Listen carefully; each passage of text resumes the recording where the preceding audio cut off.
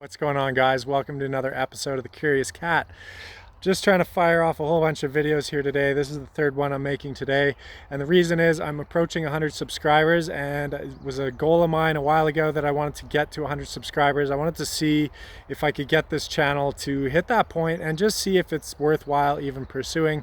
I have no financial interest in mind with this channel. I don't really know where it's going. All I know is that I'm passionate about finance and creating radical self-reliance in our own lives, and essentially just creating prosperity and resilience and just how we can do better in our own lives.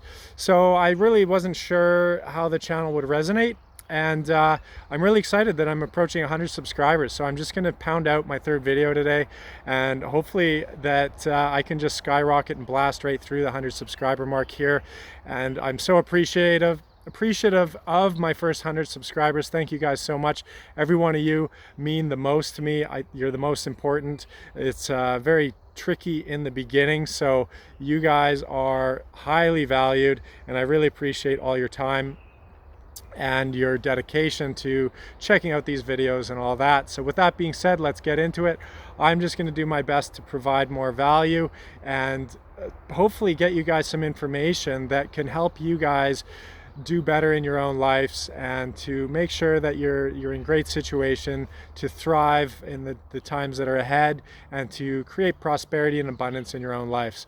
So times, they're like waves, right? We have good times, we have bad times, and they're all over the map. So I mean, you really just have to ride the waves. It's we're not always going to be doing well. We're not always going to be doing bad. It's, when times are tough, it's good to remind ourselves that this too shall pass, and that it's important to have the good times and the bad times, really, because without the bad times, you wouldn't appreciate the good times and whatnot. And I like to be straight up with you guys. I don't. I've been through all kinds of shit myself. I feel like I could be a lot more prosperous than I am. But life happens. All kinds of stuff happens that is unforeseen. So I had a lot of trauma in my own life that kind of knocked me back, and I ended up taking a huge detour in my life from my path to abundance and success and financial wealth. But that's just how things unfold sometimes. You can't always expect things to go as planned. Actually, they never go as planned, and that's just something to remind ourselves. So I'll be straight up with you guys. I've been through all kinds of stuff. I've been really close to creating a ton of wealth for myself, and I made some critical mistakes, and I made some poor decisions that really set me back, and I lost a lot of wealth as well. So it's all part of the journey. So don't get too attached to the numbers or where you are at a certain snapshot in time. Just really, I think the best thing to do is just do our best to detach from any any expectations of where we should be at or what it should look like or where we are on the path. Just really observe and do our best to learn the lessons and to really critically look at our decisions, at our life, and see where we're at, and see where we could maybe improve, where we made some bad choices, what we could do to make better choices in the future. And that's kind of the best way I've found to deal with life, is to just always be looking at it as in, how can I grow? What's the lesson here? What did I do wrong? What can I do different? And really looking at it critically, because it's really hard to look at it in an honest way and to admit when you've made some pretty big mistakes in your own life. The ego often gets in the way, and we don't want to admit that we maybe made some big mistakes and we effed up. So yeah, it's a hard thing to do, but I think it's really important to do, and I think it's a very powerful tool to look at things critically and to admit where we went wrong and to really take time to self-reflect and to do it in a sober, clear mind. A lot of people are so busy running from whatever trauma they have, whatever stuff they're not happy with in their life. They're busy running, so they're busy drinking or taking drugs or watching TV, or addicted to social media, or they're addicted to reading, or they're addicted to work or fitness, or there's all kinds of stuff, sex, whatever, consumerism. There's so many addictions, sugar, eating, it's wild. So many people are busy avoiding and checking out that they're not taking the time to look at things in a critical, analytical mind or state where they can look at things honestly and take the time without trying to cover it up and go, okay, where am I at? And take responsibility for your own decisions and say, okay, I made some bad decisions here. That's one thing. The first step is kind of acknowledging it. And the second step is to actually start taking action and changing your habits, your actions, your intent, the way you're talking to yourself, the way you're programming, your internal thoughts, your dialogues, all that. That is actually the next step where you're actually taking action. And that's the hardest step, because in the beginning it's very uncomfortable to step out of the comfort zone, out of the familiar, into the unknown, and into the more a critical state where you're looking at things in an honest perspective. It's not easy to do, to look at your life and go, well, shit, I think I made some bad decisions and I have to own up to it. That was my fault. It's very easy to just say, oh, it was my ex's fault, she was crazy. Oh, it was my business partner. Oh, it was this guy who screwed me over. And very seldom are people actually taking ownership for their own part in it. Our relationships, our interactions, our life are really a reflection for what's going on internally in our own lives, or internally in our bodies, in our mind. So when we start to look at things critically and we take ownership for our own decisions, our own actions, our own mistakes, we can really see, where we went wrong, what our part was in it. And then only from that place can we take true action to adjust and adapt accordingly. And it's, like I said, it's a very uncomfortable thing to do. When you first do it, it's a very uncomfortable place to be, to take away all the distractions, shut off your computer, shut off your TV, take a break from work, stop drinking, get sober, quit your addictions, step away from obsessively having sex with your partner, or being in all kinds of random relationships, or just working all the time. These are all ways that we're avoiding looking at things and just sitting with them and taking the time to actually brutally and critically look at things. So, and another big one is eating. So many people I see right now are addicted to sugar. Sugar is in everything. People are just going nuts on the sugar. I'm sure a lot of you know this, but a lot of people aren't even aware that bread is sugar, rice is sugar, all the grains turn to sugar, beer is sugar. Everything is sugar. Everyone is just so hooked on the sugar buzz. And it creates an emotional roller coaster when you're using sugar as your primary energy source. So over the last 6-7 months, I went to the keto diet, and it's really helped me realize a lot of things, and I feel a lot more stable in my energy, and basically I'm not always busy eating. Like I think it's 2 or 3, no, it's probably 2 in the afternoon here. I haven't even eaten today, and I don't feel hungry, because when you're in ketosis, when you're on the keto diet, fat, which they've taught us is a bad thing, they teach people, they brainwash people that fat is actually what's causing obesity. So they've got everyone on these low-fat diets. It's hard to find high-fat yogurt or high-fat cream. Everything's skim milk, zero-fat yogurt. Why would you even eat yogurt or milk? The reason we have these in our diet is for the milk fat. And now people are busy buying this no-fat stuff. It's insane. But it's not the fat, it's the fact that you're having fat with a ton of carbs, with a ton of sugar. So when you're eating a high sugar diet, your body isn't processing the fat properly. So anyways, this is a side rant. I'll make a future video on ketosis and the keto diet, but I just wanted to touch on that.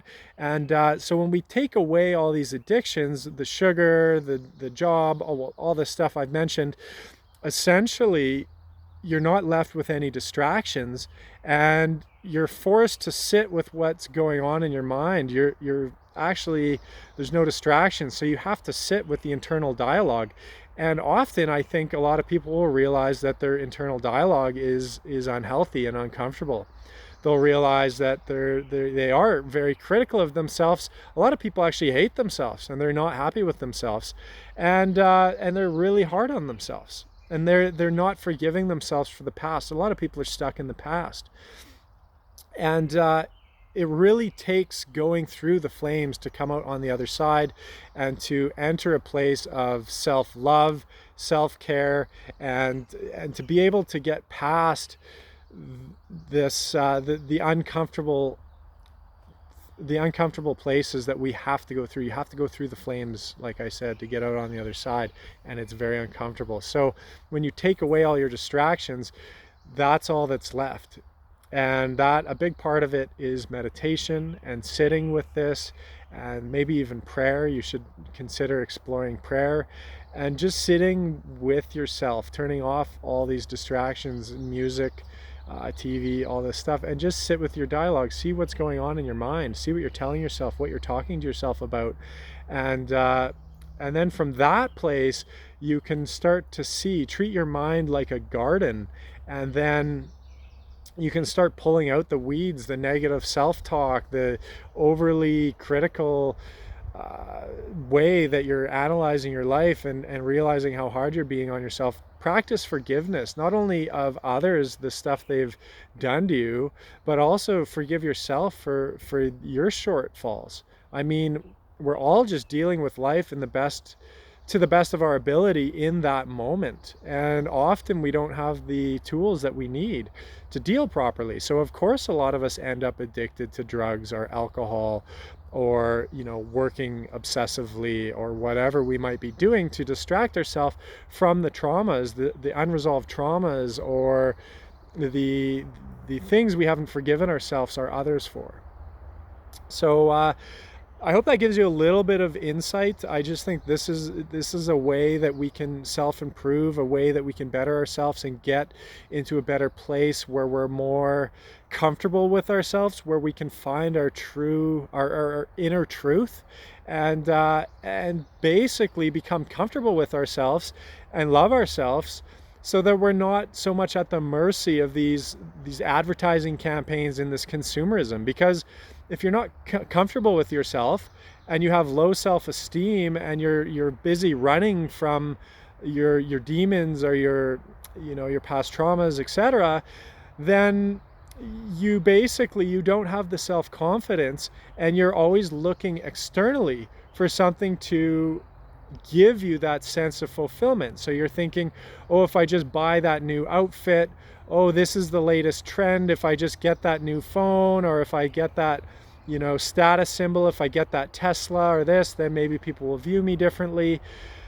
So a lot of people are looking external for ways to find that gratification, and that is not creating radical self-reliance, or basically a resilient person. You're always going to be looking externally, and you're always going to be at the mercy. So, and the other thing is, you're always going to be falling to the trap of these social media campaigns that they're running, these narratives of, like we see the COVID narrative. How many people fell into that and got sucked into it and spent all their time on that? Our political agendas, all this political jargon, the narratives, or these crazy movements like the Black Lives Matter movement, the Antifa movement, all this stuff. If you're not comfortable or very confident in your own beliefs, then you're at the mercy of getting sucked into this stuff, because you're not actually sure where you stand. So then you you feel, oh, if I don't post about this Black Lives Matter movement, people are going to think I'm racist. So that's just an example. But if you know in your heart that you just love everyone equally in the beginning without placing any judgment on somebody before you get to know them, then you know you're not racist. I don't like to label people, oh, this guy's a gay, or this guy's a black, or he's an Asian. Just see them as another person, another human being doing their best to survive in this world. Why do we have to label everyone? Why do we have to create this division? So I personally think that it's more of an agenda to create a divide amongst us, and it's the people that aren't super confident or super sure of themselves, they don't know their inner truth, to know that internally, to know for sure without a doubt that they're not racist. But if you have that confidence, if you've been through the flames and you know your inner truth, then you're not at the mercy of all these things, and you don't have to waste so much energy on them every time they can come up. You know your inner truth, you know your objective, you know your goal, you know where you're heading towards. You don't want to be a ship sailing in the ocean without a direction, because it's a wind comes up, you put up your sails, and sure, you're cruising fast, you think you're going somewhere really quickly, but you don't even have a direction, you don't even know where you're sailing. You could be going in 100%, 180 in the wrong direction. So sure, you're making quick ground, but you don't have a clear direction. So take the time to really take away the distractions, to sit with yourself, to go through the flames, to find your inner truth, and to find what's important to yourself, and to really know the direction you want to head, to get really clear with yourself about what's important to you, what your true values are, and what's important to you, so that you can find a clear direction and set some goals, and to know where you want to be heading. So I hope that all made some sense. I know that was kind of a bit of a random rant, but I just wanted to fire off another video here. So hopefully you guys found some value with that. Again, if you haven't already, please subscribe to the channel, hit like on the video, share it with some friends and family that might find some value with that. And with that being said, God bless. Have a fantastic day. I hope you guys are all doing well wherever you are. And I hope you all guys all get out in nature and enjoy some of this beautiful sunshine and fresh air that we're all so blessed to have. God bless. Take care.